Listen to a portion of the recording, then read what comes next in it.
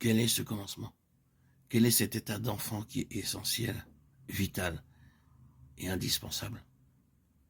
Il s'agit simplement de notre propre connaissance, reçue sans intermédiaire et personnelle du Seigneur.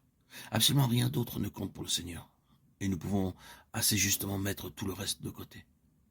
Cela a pu être une longue suite d'histoires dans le monde du péché et d'apostasie, d'indifférence ou d'hostilité à l'égard de Dieu, ou notez-le, une vie longue d'étroite collaboration avec les choses de Dieu, soit en y étant nés, soit plus tard, en intégrant un foyer chrétien où nous étions entourés par toutes les choses de Dieu.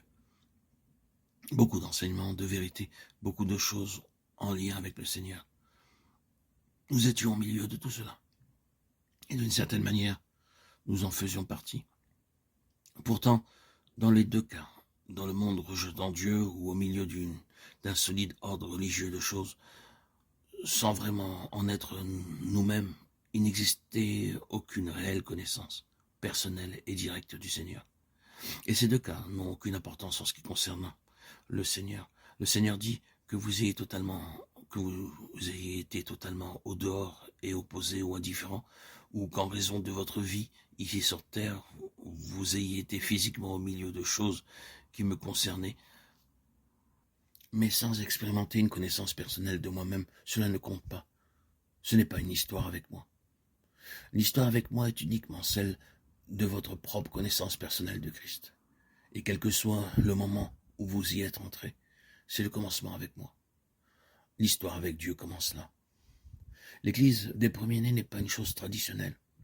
Ce n'est pas un sujet de principe qui a été repris de génération en génération, ni l'objet d'une vérité approuvée, si vraie, pleine et profonde puisse-t-elle être.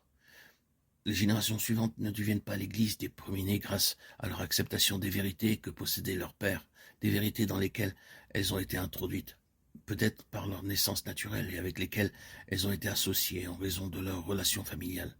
L'Église des premiers-nés n'est pas cela. L'Église des premiers-nés, c'est celle qui est parvenue à une histoire personnelle et directe avec Dieu.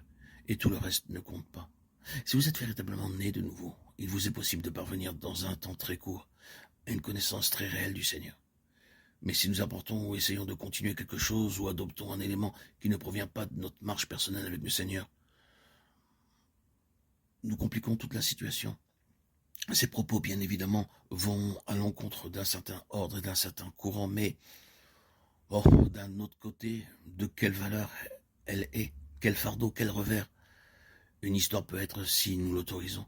Bien sûr, nous pouvons aussi permettre à des années vides de relation avec Dieu de générer en nous beaucoup de détresse et nous faire ressentir qu'à cause du temps important perdu dans nos vies, nous ne pouvons jamais parvenir à aucune plénitude et nous devons nous contenter de très peu. Or, ceci est vraiment une mauvaise attitude et ce n'est pas celle que le Seigneur prend. Le Seigneur peut nous conduire à une grande mesure de la plénitude de Christ dans ce que nous pourrions appeler un temps relativement court, pourvu que nous adoptions son attitude à l'égard de toute autre histoire. Elle prend fin avec la croix du Seigneur Jésus, et l'histoire spirituelle commence dans une union avec lui dans sa résurrection. Cela donne à Dieu une voie dégagée. Puis encore dans d'autres cas, ô combien de fois l'éducation religieuse a été un obstacle. Grandir dans une atmosphère fébrile de choses spirituelles n'aide pas toujours. Remerciez Dieu pour toute chose potentiellement utile une fois que nous sommes sur le bon chemin et dans la bonne position. Mais avant que nous ayons notre propre connaissance personnelle de Dieu, tout cela peut être pour nous d'un grand fardeau, d'un grand poids, d'une grande mort et d'aucune utilité.